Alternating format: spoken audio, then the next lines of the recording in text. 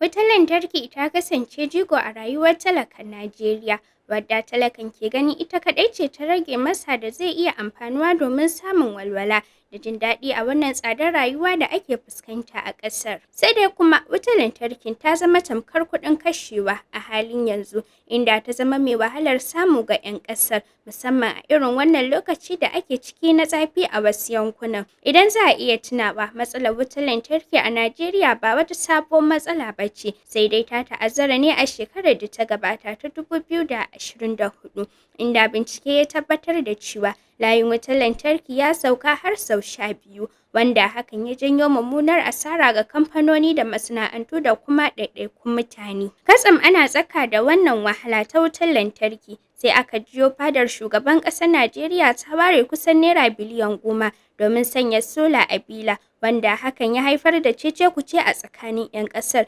inda wasu ke ganin gazawar gwamnati ƙarara a fannin wutar lantarkin, yayin da wasu ke ganin wannan mataki ne da ya kamata 'yan ƙasar su fidda rai da samun wadatacciyar wutar lantarkin. Shin wane fata kuke da shi akan wutar lantarki a Najeriya?